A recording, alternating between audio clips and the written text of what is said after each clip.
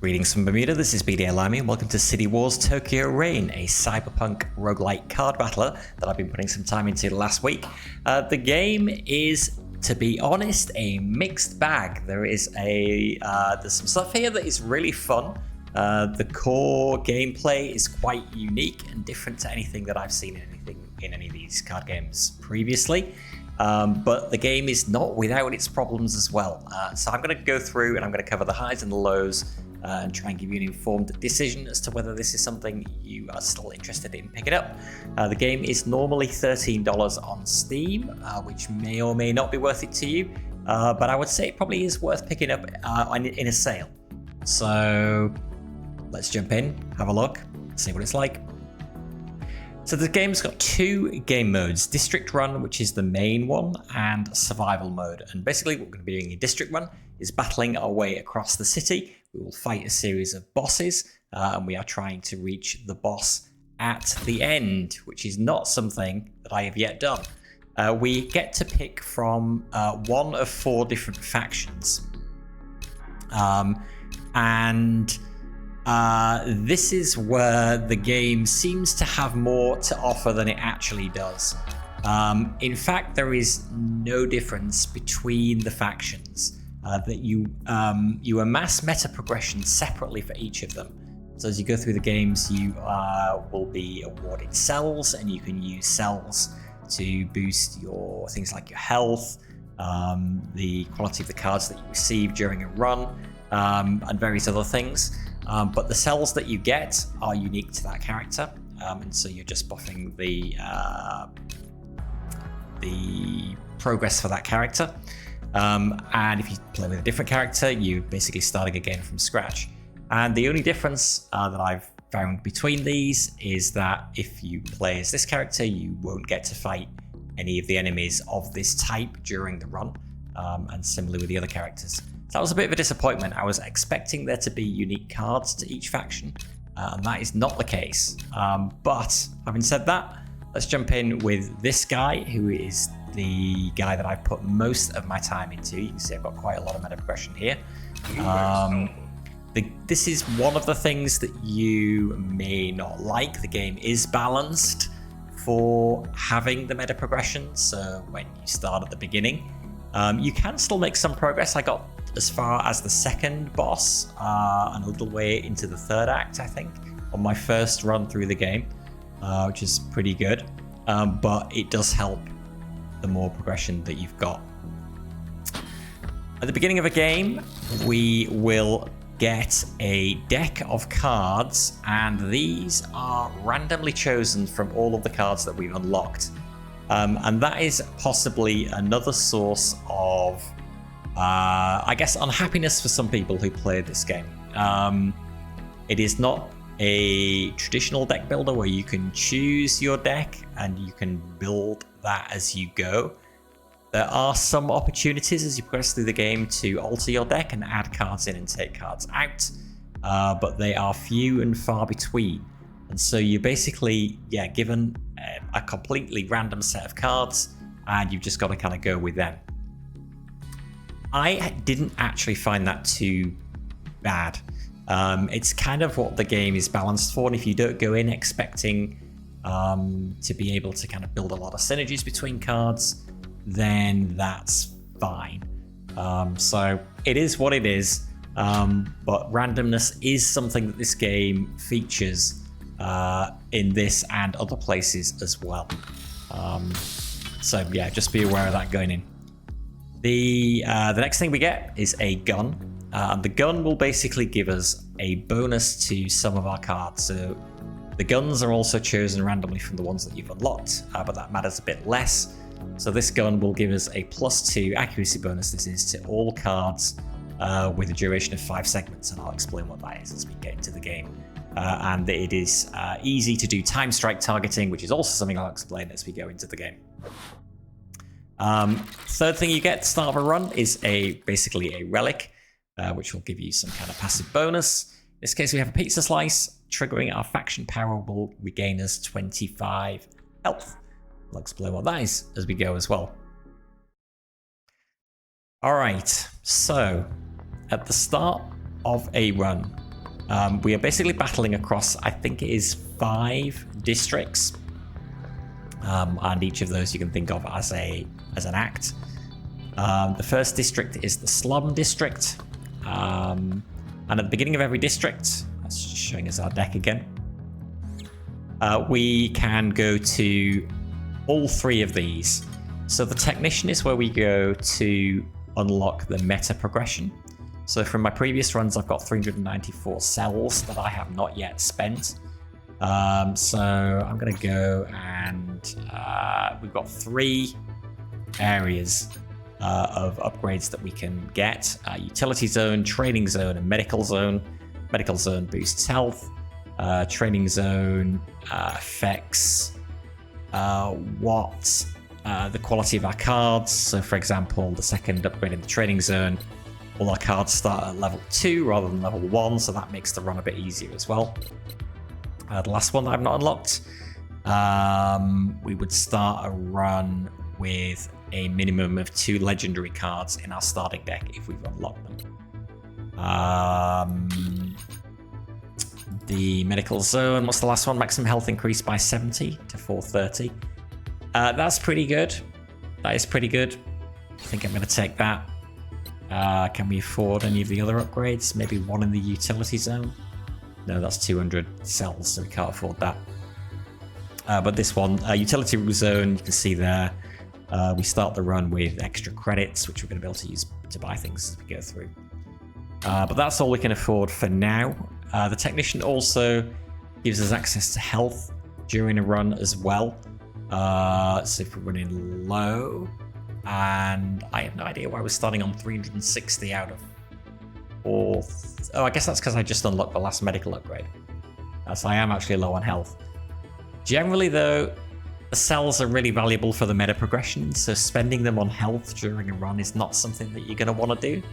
I'm gonna stick with my 360. Be happy with that. The safe house is not somewhere that's particularly useful to go at the start of the game. It lets us do 2 things. One is bribe, so we can spend credits and cells in order to do things like we lower the level of the enemies in level, makes them easy to fight, increase the economy in a level, which means we'll get more rewards from fighting enemies, or increase the luck, which will give us better rewards. We can also do case management. And this is where we can change the charms, the gun, and the deck that we got at the start of the game. However, we can only change these to things that we have unlocked in the course of the run. So at this stage, there's nothing we can do. And our deck, because we haven't actually acquired any cards yet during the run, because we haven't started the run yet, it is blank down here. As we go through the run, we will get cards. If they are cards that are in our deck, those cards will be upgraded. If they are cards that we don't own yet, they'll be added to the pool that we can choose from if we come across another safe house in the run. And there is one after every boss, and there can be additional ones as well. But for now, nothing we can do there. So the last thing that we can do before we begin the run is go to the trader, and he will sell us cards, which come in 2 flavors, regular cards, and again, so you can see here where it says add, that will add it to our deck, and we could then swap that card in at the safe house. So I guess we could do this now actually. We could buy cards here and then immediately go to the safe house and swap out a bad card and add a better one in. The better the card, the quality is in the bottom right corner here. So blue is the usual coloration. Blue is rare, pink is very rare, and yellow is legendary. If the card is one we've already got, we can purchase rather than buying it, we will upgrade the level. So the level of the card is in the bottom left corner. By this, it goes from level 3 to level 4. Increases. So yeah, quick overview of the cards. Actually, no, I'm going to wait to give you an overview of the cards till we win battle, because it will make more sense then. We can also purchase utility cards, which do a variety of things. They're going to let us increase our damage. counteract some negative effects that we might encounter during the run, disable enemy attacks. I'm going to buy some of these. I'm going to buy a trackbot fixer, which, as you will see, is one of the most valuable gadgets that we have access to. And I don't know, I'll buy a disintegrator grenade as well. And that's all I can afford. Alright, so without further ado, let's begin the run. I can start explaining how some of these systems work. So this is the map. We are over here. We are going from left to right. This is the first boss. Then enter the second district. Fight the second boss, and so on. Reasonably standard Slay the Spire style map. So we have enemies to fight. We have events, basically, where we can either make a choice or it will be random as to what happens. We have things we can acquire, so this thing here will give us an extra relic, effectively, that we can swap in if we get to another safe house. You can see there's a technician here that we can visit again if we want to. This thing will add extra cards to our current deck for the run. It may also give us cards that we have not yet unlocked at all for this character. So we're actually going to want to go to as many of these as possible, mainly as a way to upgrade the cards that we've got in our hand. But to begin, let's go this way. The icons here, this shows you the level of the enemy, so the higher this number is, the better the cards the enemy will use, and the harder it's going to be to defeat. This is his health in the bottom right here. So, perimeter defense turret. Let's go. So before each fight, we can choose how many of our utility cards we want to add to our deck. So we have a deck of 20 cards, and if we add some of these in, they're going to add to that, and we may draw those during the course of the fight. I'm just going to add in let's add in 2 trackbot fixers, and then bite. And we'll get into the meat of the game, and I will explain how the combat works. So, the beginning of a bite. This is us on the bottom. This is our enemy on the top. These are our cards, and we are going to be laying them on this track here like our enemy has just done. So there's a coin toss at the start. We lost it, so the enemy got to place first.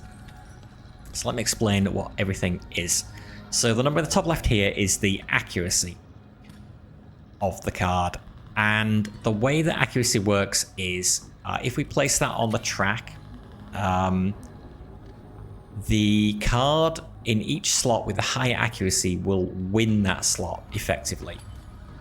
The number of white segments is how many segments on the track the card will take up. So this one has 4 white segments, so it takes up 4 slots.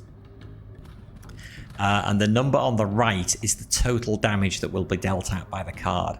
And that's split evenly across each slot. So this card does 40 damage. So it's going to be 10 damage across each slot, which you can see there. The card that he's laid down has an accuracy of 30. So the accuracy is the number closer to the middle of the track. And a damage of 50.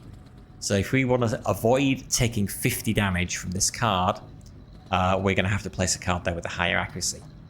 Now the way the combat works is it takes place in 2 phases. So the first phase is card placement on the track. And we each get 4 placements. That will increase as we get to higher zones. So I think in the second zone we get 5 placements per round. Once we have both placed 4 cards on our track, there will then be the combat phase will actually start. A bar will move from left to right across the track, activating each card as it goes, and the side that wins in each slot will deal that amount of damage to the enemy. So if I didn't have anything in this slot here, for example, and the bar reached this spot, then the enemy would deal 50 damage to me. This is my health in the bottom left corner here, so I would go down to 310 health. And it continues like that, the bar moving across the track from left to right until it reaches the end, or until somebody dies. If somebody dies, then if it's me, it's game over. If it's the enemy, then we've won the fight. If we're both still alive at the end, then a second phase will begin, and we will continue placing cards on the track again, and we will keep doing that until somebody loses. Okay, so what have we got in our hand? So the cards come in different types. So you can see we've drawn one of our trackbot fixes that we dropped in, so one of our utility cards. So I can use this to repair a gap on my battle track. So you can see that we've started the fight with gaps. So I have a gap here, he has a gap here. What that means is if I place an attack card in this slot here, he is not going to be able to place anything opposite to counter it, and so I'm guaranteed to win. And so having a track bot is super useful, because if you've got you end up having a gap in your track right at the beginning, and it's random where these appear. Once again, the randomness. Then he's going to do some damage to me at the start, and I'm not going to be able to do anything about it. In the early game, the enemies have relatively low health, although this guy's actually got quite high health, 150 health. And so we want to try and front load as much damage as possible generally in order to take him out as quickly as possible. Looking at what cards he's got here, he doesn't have any super high cards. But let me explain more about the different types of cards. So there are standard cards, of which I have 2 here, and they have this pink line here. So the color of the line is the critical thing that tells you what type of card it is. And you can also kind of tell it from the header of the card as well. But looking at that line is the best way to go. So pink cards they're fairly basic cards. They don't have any special effects. But if you have a pink card that is winning, as we would do here if we put this down here, because 31 beats 30, then when the bar reaches that, it triggers a time strike, and that's kind of like a quick time event type thing. And we can use that to potentially gain faction power, and if we gain full faction power, then we can shield ourselves during the fight. And you'll see that in action in the second phase. So that's the cards with the pink line.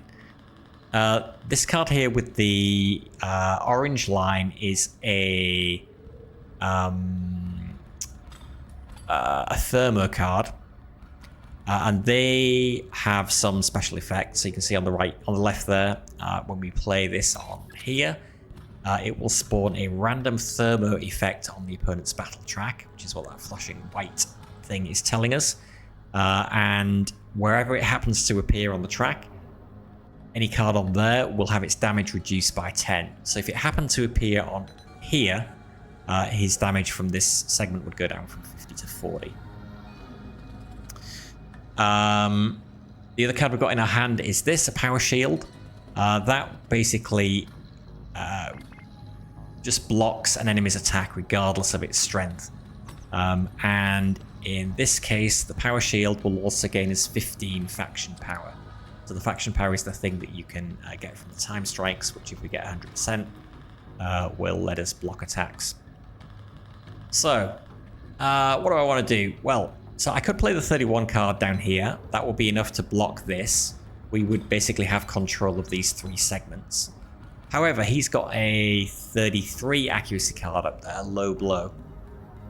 And actually, low blow's special ability is it gets plus 10 segment damage when connected to an attack block with a lower accuracy. So if he put it next to this 30 attack block, the damage would go up from what is currently 5 per segment up to 15 per segment.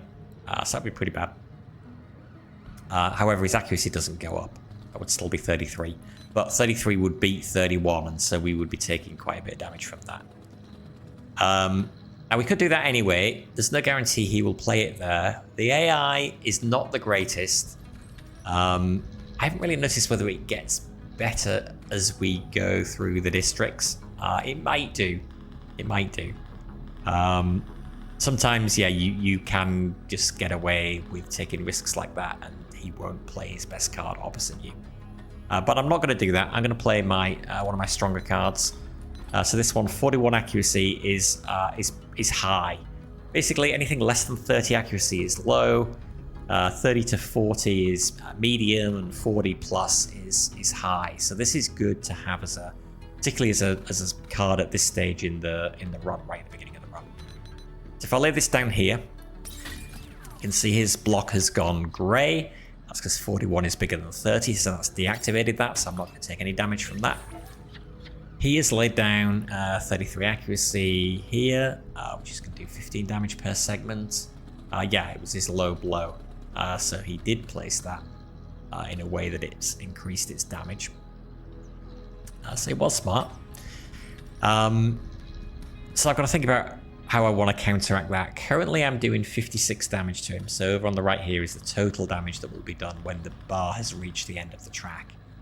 Assuming that neither of us gets a full faction meter and is able to block the other's attacks.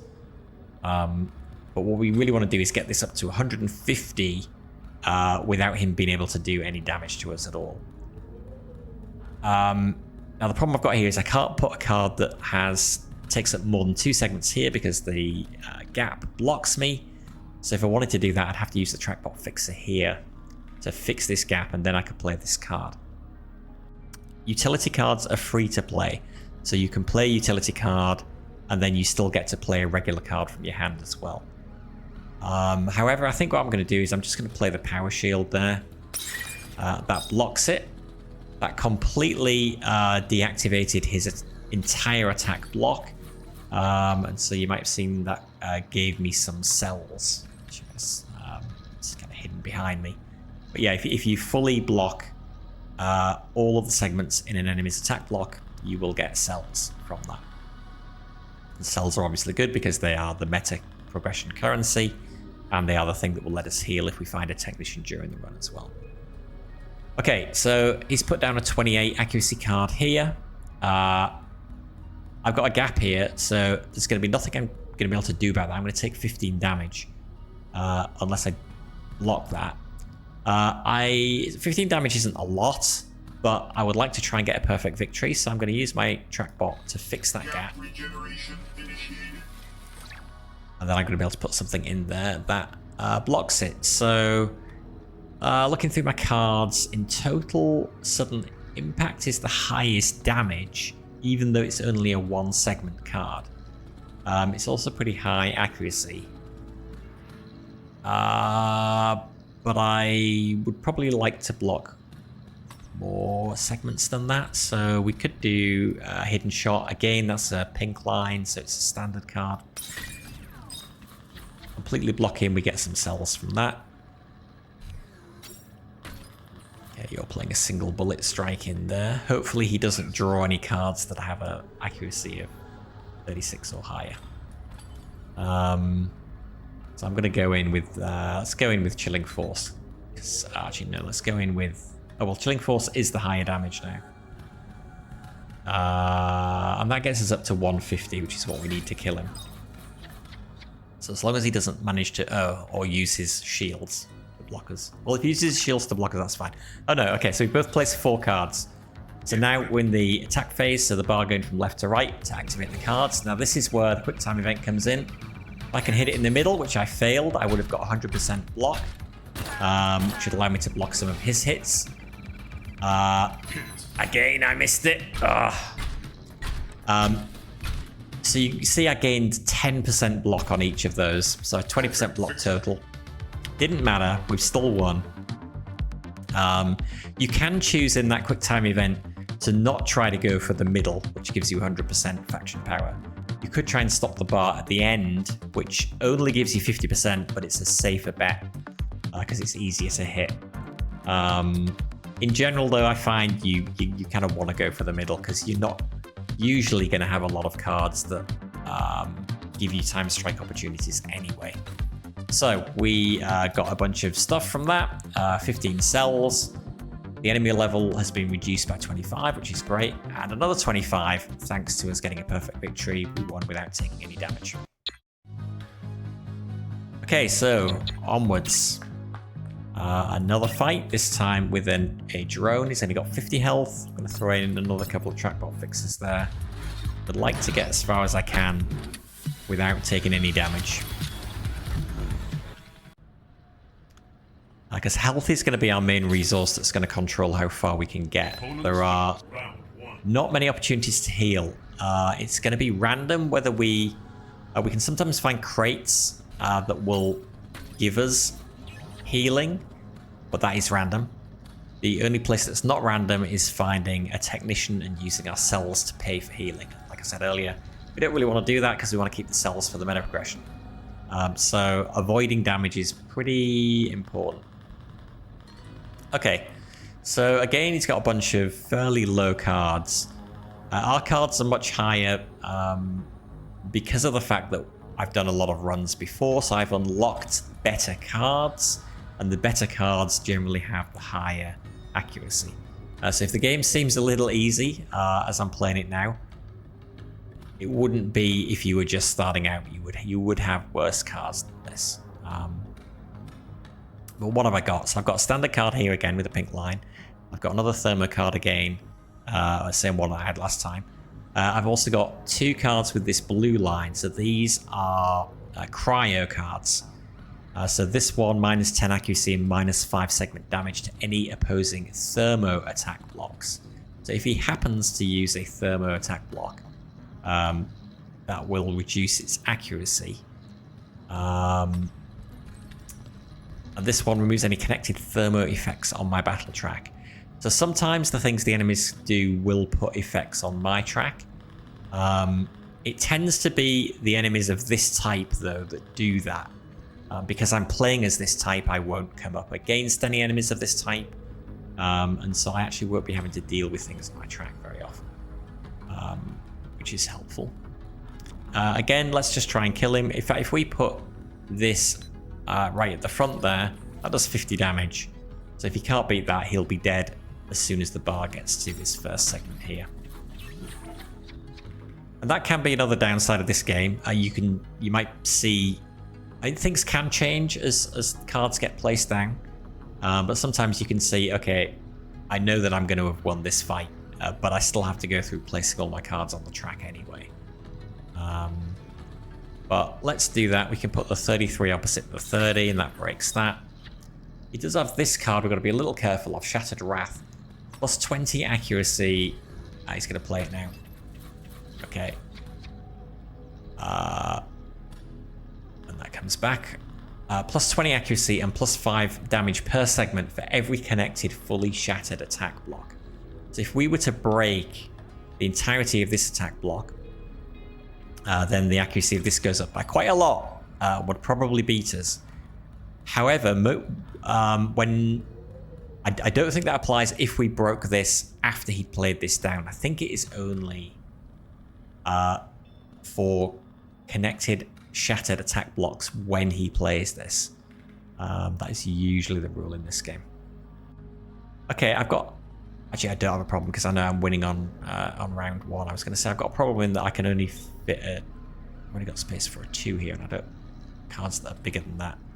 You can see this guy is he's kind of a poison enemy, and so my cards that deal poison damage, like this one, so the cards that deal poison damage have the green line, are dealing no damage, and so that's been neutralized by him. Normally this card actually is a pretty good card and it does a decent amount of damage. So let's just drop that there. We don't need to think this through too much. He's not going to get a card with higher than 39 accuracy. So we will beat him on turn 1. Because it's a... Oh, there you go. So he dropped an acid effect on our track. So if this segment was triggered in combat, like if we put a better card than him there, and so we were going to do damage to him from this segment, when that gets activated, that deals damage to us. In this case, it's not going to be a problem because we're not going to get that far down the track before he's going to be dead.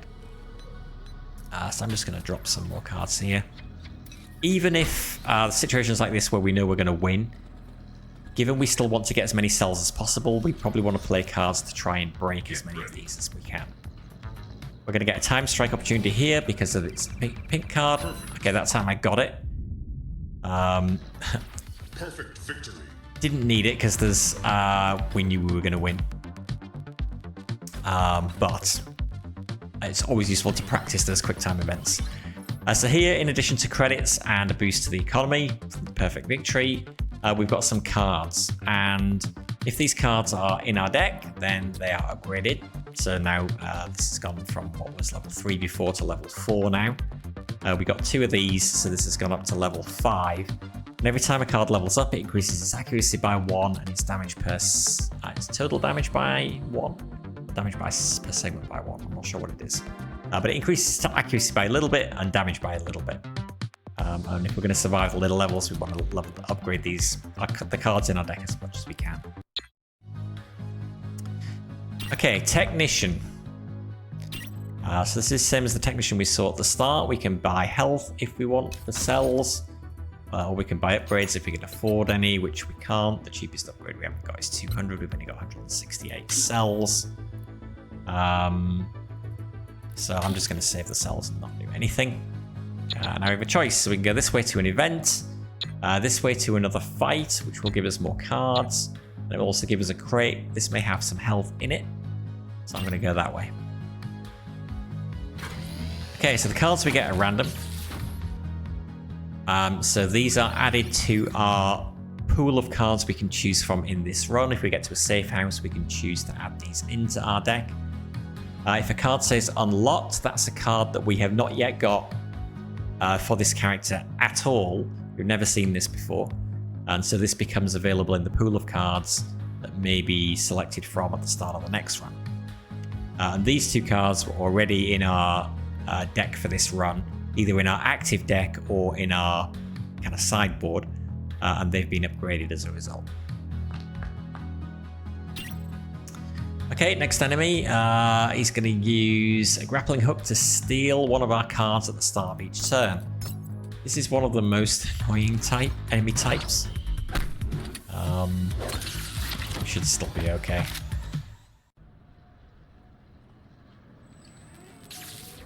So you can see at the start of each fight, parts of the track are getting closed off. The further through the game we go, the fewer segments will be closed off. And so eventually we'll be playing on a full battle track.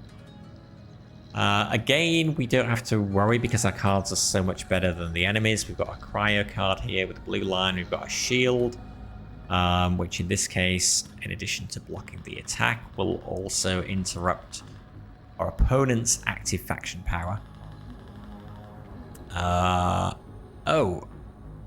Interrupts your opponent's active faction power. In this case, that's stealing cards, so I don't think that's gonna help us unless it does that now.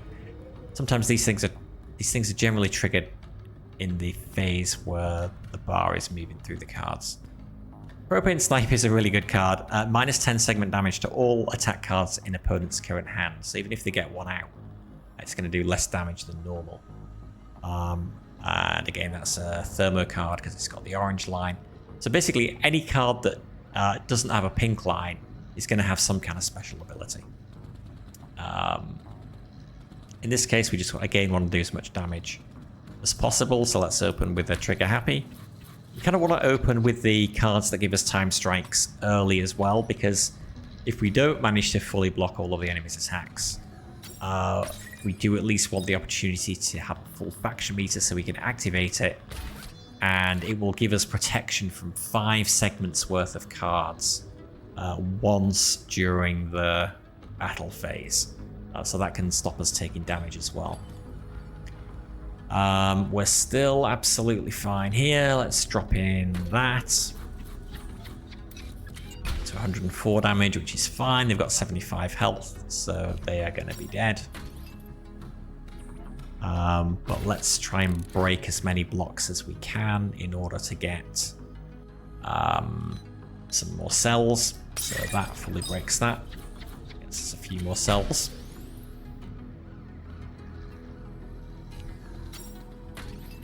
A lot of the time you don't need to worry about what the special abilities are of these cards. It's just enough that the accuracy is higher. And that's maybe one of the downsides of the game as well, that although you've got these different cards, some of which do different things, a lot of the time it just comes down to you want your accuracy to be higher than theirs, because if it isn't, then you're not going to be doing any damage to them. And so the other stuff doesn't really matter. We can get Swift Justice in there. Break a little bit of that. To 212 damage now. That was our last card. So if the bar got to the end of the track, we'd be taking 4 damage here. But it's not even going to do that because they're going to be dead before it gets there. But we'll practice our quick time events again. See if we can get the middle. Ah, oh, God. Terrible. Most of the time it doesn't matter because, like I say, we didn't need to use the block here. But in the later fights, that can be quite crucial in order to allowing you to progress further through the run. Okay, onwards. We get a crate. What's in here? It is cells. 30 cells. Okay, I'll take it. We're fighting the same enemy again. There's possibly another negative for the game. There's not a huge enemy variety. You'll be coming across enemies from either one of the 4 factions that isn't ours. So one of the 3 factions. Plus drones. And there are some special enemies as well. But it's relatively limited. And the enemies are drawing, as you can see here, generally from the same pool of cards as us. So they don't have their own cards. And I don't think the cards are particularly unique to particular factions. So it is what it is. She does seem to have cards with higher accuracy though, which is slightly worrying. Let's open with Trigger Happy though, given that's... Actually, let's open with Propane Snipe, given that reduces the damage of cards. That is still higher than anything she can summon up. She can block it with the Power Shield, but rather stupidly she put a 31 cost card down. Or maybe not, that was not doing any damage anyway, thanks to our card. We're also drawing lots of shields, which I don't really want. Fully break that attack block, give us some cells.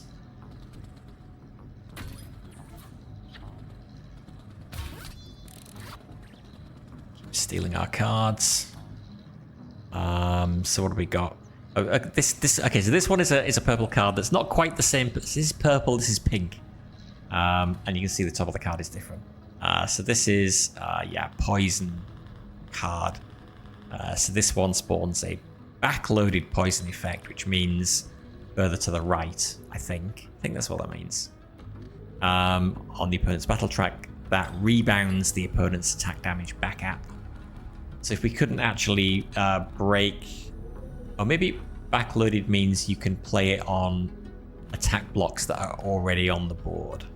As opposed to front loaded, whereas you have to play it on an empty segment in order to get the effect down.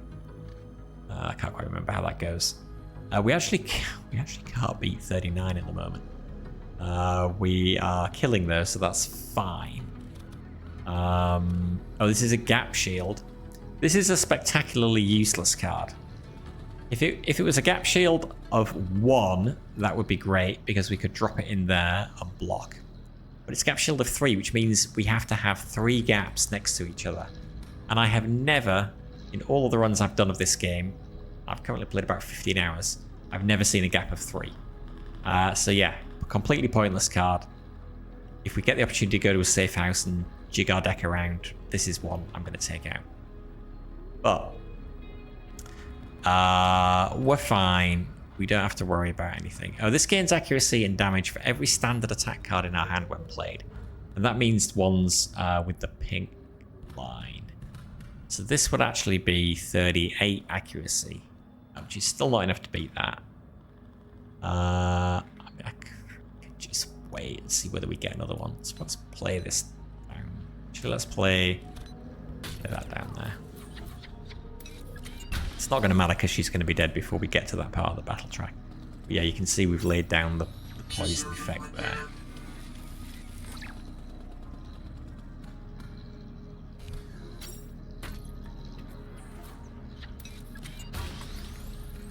Oh, but you put freeze block down. So yeah, spawns a backloaded cryo effect on the opponent's battle track that acts as a blocker. So we can't place cards down there now. So if the activation meter gets as far as this, Well, there's nothing we can do. We would be taking 6 damage. But I think we're going to be good still. It doesn't matter. It doesn't matter. Play anything. Play anything. I can't play that there now because put the block down. That's annoying. I'll put that down. She's dead. We'll get an opportunity for a time strike from this. It'll do for the practice. Oh my god. This is one of the easiest guns as well. So basically, yeah, easy guns, the line moves slower than medium guns where the line is moving faster, so it's harder to hit that spot in the middle. Usually I'm better at hitting the time strikes than this. Just have had a slow day. Okay, first boss. So the bosses on the good side are completely different from the regular fights. In that they have basically already filled up their track, and this number here counts as both accuracy and damage. So if we can't lay 250 points worth of damage down, chances are we're going to die. I mean, currently he's doing 549 damage to us, so we need to change that. What he's going to do on his turn is randomly boost the values of some of these, making them more likely to hit, and we're doing more damage if they do. However, if we can fully break an attack block, like we can here, instead of getting the cells that we would do in a normal battle, we get a free utility card. In this case, we've got damage booster.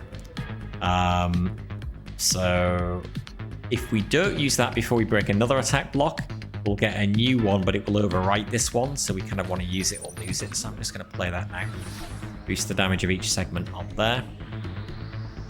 And I'm going to try laying down, well,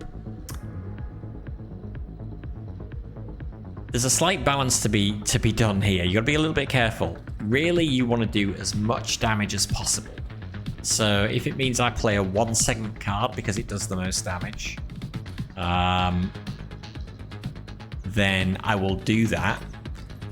But if I don't do enough damage to kill him, playing cards with fewer segments means there's going to be more of his segments that are unblocked, so he's going to be doing more damage to me. The first boss, 250, is not too difficult, so I think we're going to be fine. So I'm going to play a compromise. Well, I guess it does more overall damage, so yeah, it's good. Now this is our highest damage card. It's only 1 segment, but I think it'll be okay, so I'll play it down. I mean, you can see our accuracy is way higher than him. So even though he's buffing some of these segments, it's not likely to cause us a problem. Highest damage card is this one. Removes any connected thermo effects on our track, but we don't have any, so we don't care. We're up to 239 damage, so we're almost there. We've got 3 more cards to place down. Or 2 more. We get to place 6 cards down in boss fights. 52 is the biggest damage, so I'm going to place that. I break that attack block, so I get another utility card that I can use. Because damage boosters work per segment, you want to play them on cards that have the most segments because you're going to get the most value out of them. So I'm just going to put it again on this one, boost the damage of this even further. It's pretty unlikely he's going to get any of these up to 40. My last play, most damage is coming from this. I'll just play that. It gets us another utility, but we're not going to be able to use it. But that's okay, we're up to 387 damage. And he's going to be dead. Get ready. So the boss battles are interesting in that they are different to the regular fights. Still doing our time strike here. Got it that time. However, in general, I find the boss fights easier than the regular fights because you basically know exactly what you're doing and you're just trying to lay down enough damage. And either you're going to have the damage or you're not going to have the damage.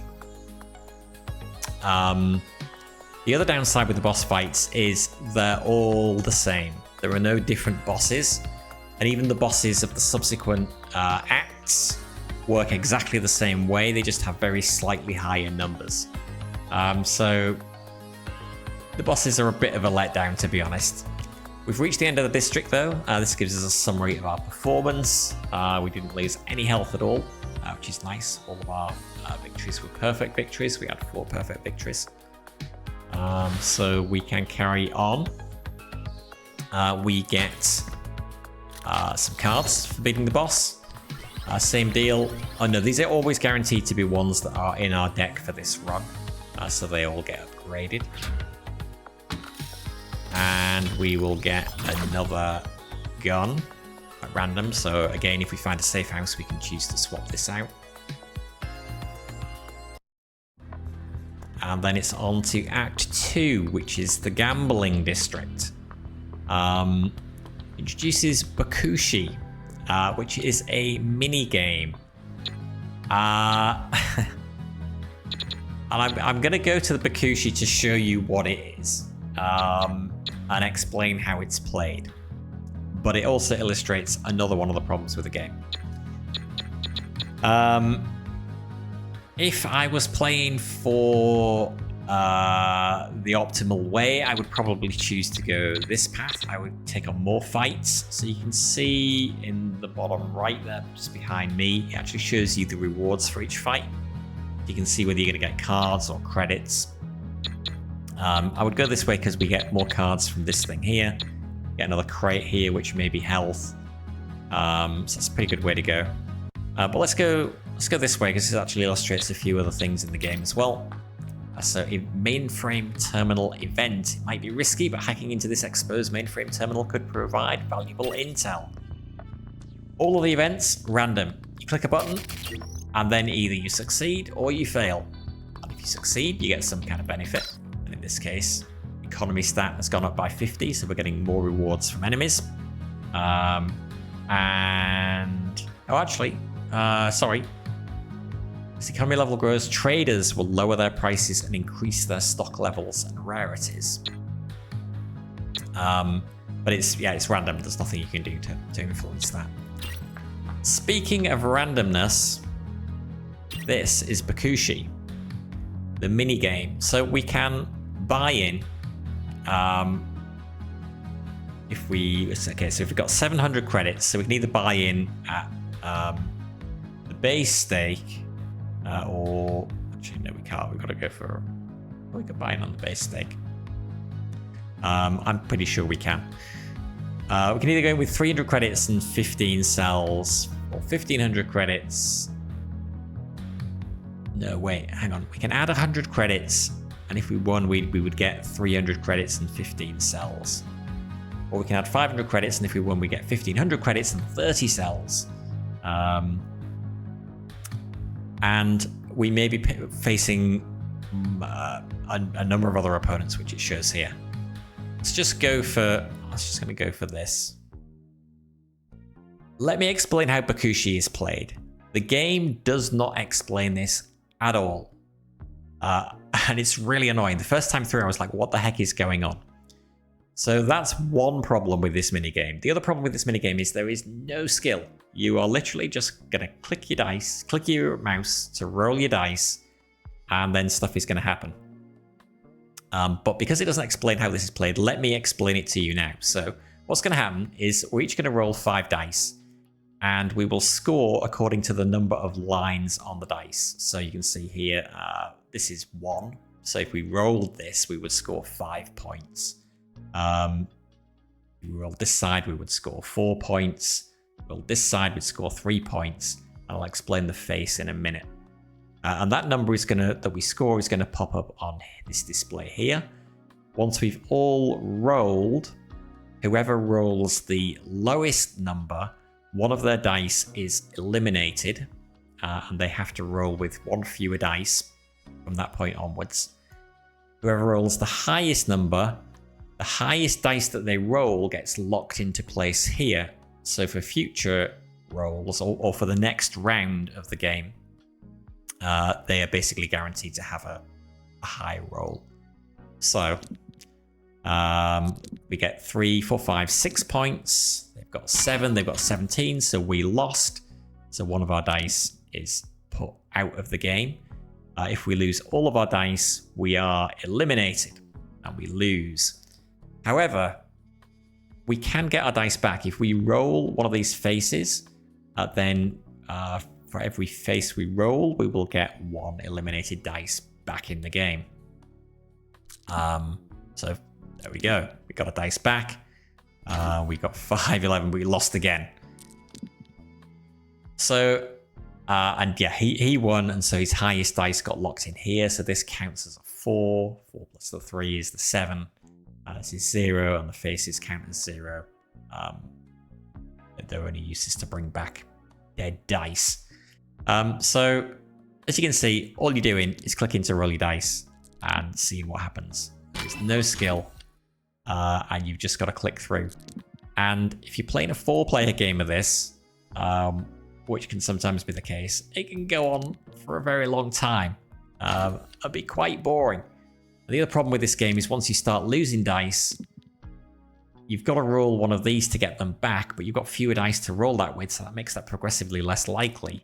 So, he says, I just rolled 2. But it tends to be a snowball effect. Once you start losing, you tend to keep losing. And that's not a whole pile of fun. But yeah, that's how this played. Roll the dice, sum up the lines on the side, get your score. Highest score keeps the dice locked here. Keeps the highest dice locked here. Lowest score loses a dice. Lose all your dice, you're eliminated. Last man standing is the winner. But because we can bring dice back as well, that's why the game can keep going on for quite a while. But this is Bokushi, how it's played. It's sad because it feels like a bit of a lost opportunity. It feels like they could have added in something extra here to just give you a bit more agency, maybe choosing dice you want to keep, make it more like Yahtzee. But it is literally just click and roll and see what happens. This guy is almost out. Oh god, he rolled a face. Coming back in. Tie break, we both got the same. Okay, we won that round. 15, it's a good score. Okay, he got the lowest, so he's out. So it's now just me and him fighting to win. Neither of us have lost any dice yet. So a lot of clicking backwards and forwards. Okay. At least it goes a little bit faster when there's only 2 of us left in the game. He says. Unless I keep rolling faces. Bringing back dead dice. However, I suspect as I have started losing. Oh, okay. I may have won, but I didn't get a dice back. I beat him with 2 dice. 4 and a 4. Okay. Our dice back as well. Oh, maybe. Maybe we can actually win this. I think that's only the second game of Bokushi that I've won. Good. So 200 credits, 15 cells, 25 luck. It's inoffensive, I guess, but it's not very compelling either. And usually I will try and actively avoid these notes for that reason. All right, we have another technician. It's unusual, 2 technicians in one run. We can afford the upgrade here now, so I'm going to do that. Gives us 1 extra utility slot for battle, and when we start a new run, we'll have an extra 300 credits. And again, I'm not going to buy any health. Okay, level 4 enemy. So the enemy is starting to get a little tougher. I've used up all my gap pluggers, which is annoying. I should try to find somewhere to buy more. Because having a gap in a bad place really is a thing that can kill you. You can see now, instead of having 4 segments of the track covered up at each end, there's only 3 segments covered up. And his cards are getting better. Okay, so he's played that way down there. Hopefully we can kill him. He's only got 100 health. But he's played it opposite a gap, so there's not going to be anything I can do about it. Let's go with this. It's a high value card. Does a decent amount of damage early in the track. It gives us a time strike as well. It's good to have in reserve early if we need it. Let's... Actually, this is going to play for 37, 38, 39 accuracy. It's a bit of overkill for there. So maybe what I want to do... Oh, God. No, he's got... Don't overanalyze. He's got 100 health. Let's put that there. Break that. Get some cells. We're doing 111 damage. So unless he has some shenanigans, he's dead.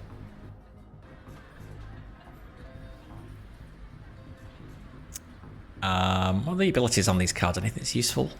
Reduces any opposing thermo attack blocks. Again, because there's so many different card types, the chances of you coming up against the thermo attack block when you've got this card are quite low. So the utility of some of these cards is dubious. But I have to say that this whole back and forth of playing cards on the timeline and then activating it, and even having the quick time event in there as a kind of as a thing, is interesting and a little bit different. I can play that in there, get +1 from that, so I actually beat him. If it's tied, then obviously, as you saw though, both attack blocks are broken, and so nobody does any damage. But we're fine, doesn't matter what we play. Let's play that. Oh, I guess I should have broken that to try and get some more cells. No biggie. Get practice on the time strikes again. Boom. Nice. I'll show you, if I activate it, it puts up that block, so it means any of his attacks in that highlighted segment would have hit us, won't hit us. But perfect victory again. Bunch of cards. Gets added to our deck for this run. But won't be in our draw pile, like I say, until we go to a safe house to add it in. Let's throw in a disintegrator grenade. So this thing will basically just destroy one attack block. It will destroy whatever attack block it's played on. That's if the opponent puts out a particularly strong attack, we can use that to just nuke it. And that is the most powerful gadget card, which is why it cost us a lot of money at the start run. Okay, so this is the thing that sucks about the gaps being random. There is now no way that we can avoid taking damage here. We don't have any of the gadgets to fix the gap. The stupid gap shield has to be in a gap of 3, so we can't use that. So there's nothing we can do about this. So all we can do is hope he doesn't play a card there. And he's stupid, but he's probably not that stupid. 38 though, let's open as early as we can. Could have opened with sudden impact actually. Don't matter. I think we'll be fine either way. Now we have this interrupter shield, but this can't be played in a gap. That can only be played on the grid. Okay, so we're going to take 21 damage, and there's nothing we can do about it. We can't even use a time strike to get a shield because that's going to trigger before. And that's why health is it is important. Obviously, it's important because, you know, try as hard as you like, upgrade your cards as much as you like, even if you've got, you know, the most powerful cards. You could still end up in a situation where you have a gap in a bad place at the start of your timeline, and then you're going to be taking damage.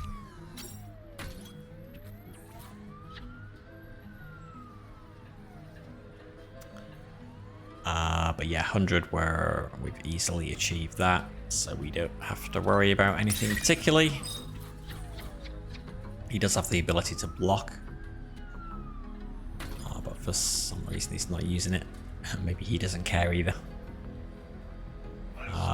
Let's just break this for some cells.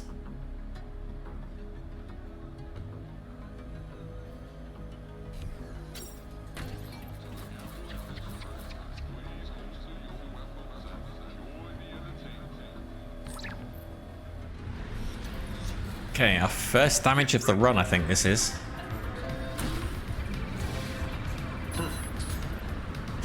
And I get my... It doesn't matter now. I get my shield, but I need to use it now. Alright. We still get 3 card rewards and some credits. So that's increasing the accuracy and damage of that card, which is nice.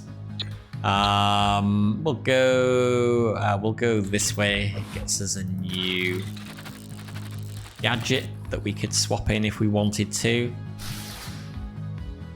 Card already in the bank slot. The new round receives +1 accuracy. Oh, the bank slot. That's something I haven't explained yet. Let me explain that in this fight. So, on our turn, instead of playing a card on the grid, I think we can do is play a card into our bank slot. And I will illustrate that as long as I can be sure that I'm going to be able to... again, we've got a gap here. We may still be able to do it, actually. Got that high value card in there. In fact, we could... well, okay, so maybe this is a use of bank slot. So, we want to do 100 damage to him, and we ideally want to do it in these two. This effect is put on our track, reduces the accuracy of anything in here by... or any block that overlaps this gets its accuracy reduced by 5. So that could be a problem. We need to do 100 damage to kill him. This card will do it. 52 damage plus 51 is over 100, but it's only got 33 accuracy, which is the same as his. That's not enough to beat him. But what we can do is we can put it in the bank, and 3352 card becomes a 3852 card. So it gets 5 accuracy added to it. It uses up our turn, but it means now this is a better card. And so now on our next turn, we can take it out of the bank slot, put it in there, and we know we're going to defeat it before we even get to this point. Now, the enemies also have a bank slot that they could put cards in. And some of the gadgets specifically relate to cards in the enemy's bank slot. So there's a gadget that lets us steal a card from the enemy's bank slot. The only thing is, the enemies will never put cards in their bank slots. I have never once seen an enemy who will put a card in the bank slot. So that kind of makes that gadget completely useless. So that's a bit of a shame. But just one of the things about this game. So if I drop this in here, it's got 38 accuracy, but because we're placing it on this negative effect here, it's -5 accuracy, so it goes down to 33. So those two cancel each other out. Lets him sneak in with a 34 there, but we're okay. We know he's dead, so it doesn't matter what we drop down. Oh, again, I should have... I don't think I could have fully destroyed that 5 segment, and I've only got 4 segment cards. But we are good. Get ready. Fail. Perfect victory. Good. Credits, economy, card boost. Same card as last time? I think that might be the same card as last time, so I gets upgraded a whole bunch. And then we'll go to boss 2. For that, get some more cards. Nice, okay, we haven't seen these 2 before. Get unlocked. Added to our deck, upgraded. Nice. Boss 2. Like I said, boss 2, exactly like boss 1, except with slightly higher numbers. And more health. It really feels like a missed opportunity, but such is life. Let's start with trigger happy. I think we're probably good. The accuracy of all our attacks is probably higher than he could get to, even buffing them all like that. So I'm just going to play some that do decent amounts of damage. Sudden impact will be good as well. Because we completely broke this attack block, we get this. A power capsule adds 100 faction power. Okay, we can do that now. That's equivalent to getting a perfect time strike. So that would let us, if we don't manage to do 280 damage, it will enable us to block some of his attacks. And there is also one card as well that will do more damage when you place it on the track if you have a full one of these. But I don't think we've got that in our hand this run. Place you down there. We're up to 159. 3 more plays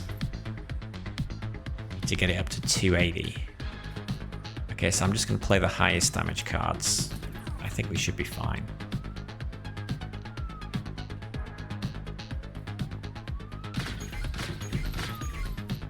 Again, I'm assuming he's not going to get any of these up over our accuracy. Obviously, if he does and it negates the attack, struggle a bit. So we're not quite there yet. We've got one last card to play. Unfortunately, that is enough to put us over the top. 37, 33. I mean, we could choose to play it somewhere else, obviously, if we want to take... don't mind taking a bit of damage. But I'd rather take 0 damage. So do that. And hope he doesn't buff that to higher than 37. Or anything else for that matter, which he didn't. But I do have a full gauge, so... so it doesn't matter what I do here, but I get it perfect anyway, obviously. Get the perfects when it doesn't count. Doesn't matter. Another chance. Can't get more than obviously 100% faction power. And that's boss 2 down. Another perfect kill.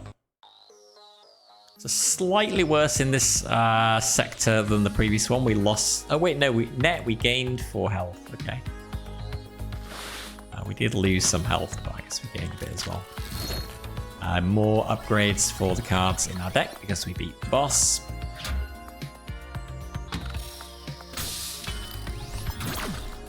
A new gun to choose from should we wish. I have never seen this one before. This is the first time strike targeting hard gun that I've seen. Gives +3 accuracy to all critical cards. So I think critical cards are the ones like cryo, thermo, any of the ones that have poison, any of the ones that have the coloured lines. I think that's those cards. Or maybe, was it the ones with that white bullet symbol? Not exactly sure. Maybe it's the ones with the white bullet symbol. But it also gives us accuracy boosts to duration 1, duration 3, and duration 5 cards, which is really good. So, yeah. However, we can only equip that if we can find a safe house.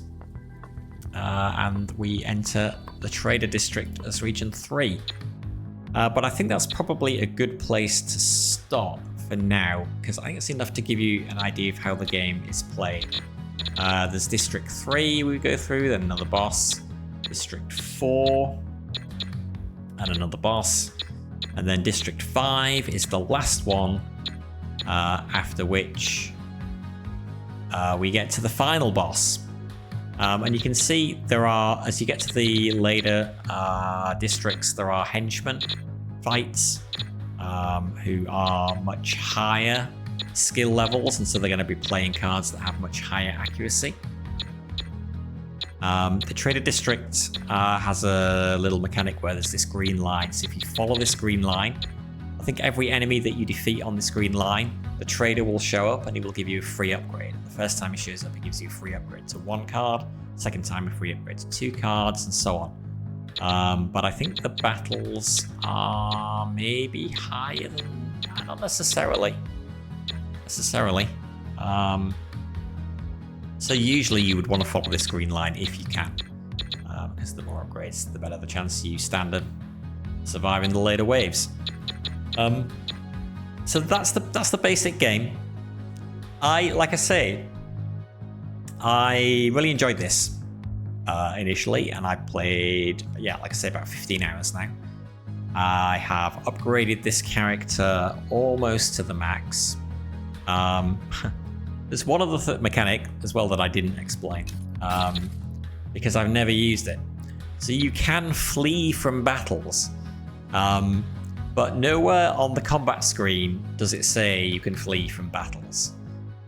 You have to escape to this pause screen, and then in the pause screen in the middle of a battle there is an option to flee, and you can do that 3 times per run. So the game really hides it from you, and I never remember to do it. But it is there. It is there, which helps you get a little further. So that's District Run. That's the main mode of the game. Like I said, I've had quite a lot of fun with this, and enough to make me want to keep playing. The first big disappointment for me was when I tried one of the other characters and discovered it's exactly the same, but all your meta progression is reset, and you're just not facing characters of that faction in combat anymore, which is kind of like a so what. So that was a missed opportunity. The other disappointment for me was survival mode. So survival mode, take a quick look at this now, lets you create your own combat case. So it doesn't matter who we play as, literally all the same. It's basically you're fighting infinite waves of enemies, but you go through a series of fights that are all just fights. It's like the regular game, except every node is a fight. And after you get through, I don't know how many it is, like 6, 7, 8 of them, that's considered one room, and then you go on to the next room, and you've just got to get as far as you can. What I thought might be cool about this mode is that you get to choose your deck, and your charms, and your guns. So all of the possible charms are all unlocked, so you can page through them, and you can pick whichever one you want for the run. So maybe we want, the bullet, which gives plus 10 extra segment damage from all attack and support cards, which is really good. Like, let's say we want that. Guns, we can go through all of the guns. Do we want one that's easy time strike targeting, but only gives us a small boost to duration 1 cards, or one that makes it harder to do the time strikes but gives more of a boost. So maybe we want that one. And then the deck. And this is where I thought, okay, great. So we can, literally every card in the game is available to pick from. So this is where you could call this game a deck builder. Genuinely. You can genuinely build a deck. Wanted to make it an all poison deck, or an all shock deck, or an all cryo deck. You could do that. Although that's probably inadvisable because some enemies are immune to certain damage types. But you could do whatever you like. The thing is, like I mentioned earlier, really the effects on the cards don't count anywhere near as much as the accuracy of the cards and the damage that they do. So the first thing you do is you scroll to all of the legendary cards, things like this, where it's infinite attack, infinite accuracy, so you're guaranteed to win unless they put a shield up. 40 damage, 45 damage, or something like this, 45 accuracy, dealing 50 damage. The Incapacitator, 3730, but it reduces the enemy's turn counter by 1, so they can play 1 fewer cards per turn. So Extreme Frenzy is a really good card, 41 accuracy, 60 damage. It's kind of insane. So the first thing you do is you just get rid of all the garbage cards like a 2635, and you replace it with something like this. So there's not really, I don't really think there's much kind of skill involved here either in picking a deck. But the really bad thing is that if we start the run, and some of this is a little janky as well. There's like buttons that don't do anything. The first node is fine. We click on here, we go and do the first fight. That'll be fine. We'll do a simple fight, and we'll come back to this map again. But then when we click on the next node, nothing happens. And I was kind of sat here for ages saying, am I clicking the wrong thing? Do I have to select something somewhere? What am I doing? Nope, it's just a bug in this mode. You cannot advance to the next fight without first going into your case and then back out to the map. And only then will the next node be unlocked. Worse than that, when you get to the end of the room and defeat the final fight, and you're going on to the end of the floor. So there's like 6 or 8. 2, 3, 4, 5, 6. Yeah, 6 fights per floor. At least on floor 1. But then when you defeat this and you go on, it just sits. It wouldn't advance onto the next floor. Looking at it now, I'm wondering whether I actually had to click that to advance to the next floor. Maybe that would work, but maybe not. I had to save and exit and then come back in before I could continue the game.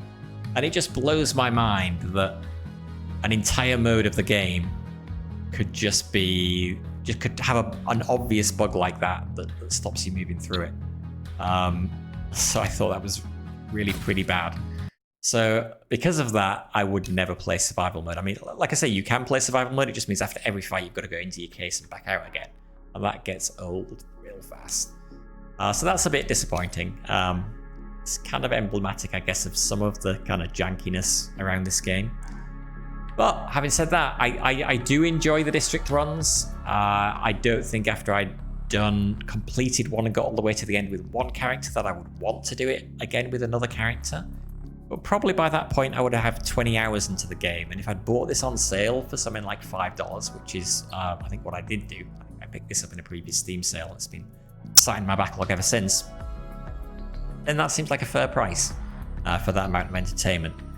So, City Wars, definitely one of the least obviously great games that I've played. Like I say, it's not really a deck builder except for those opportunities which we didn't even see when you get to the safe house where you can change your deck around. And in fact, one of the reasons we didn't see that is you do actually have access to a safe house after each boss battle at the end of each stage, but the UI of the game makes it look like you click onto the first fight of the next stage to continue onwards. But what you have to do is you have to click on the node that you start on immediately after the boss fight, and that takes you into the same screen that we saw at the beginning, where you can go to the trader, you can go to the safe house, and you can go to the technician. But again, because it's not obvious, kind of like the fleeing is hidden in the combat screen, I just keep forgetting to do it. So there you have it, City Wars Tokyo Reign. A flawed game, but still one I've enjoyed, still one worth considering picking up on sale, I think. But for now, that's going to do it for me. Thank you for watching, enjoy the rest of your day, and until next time, this is BD Alani signing out. Bye for now.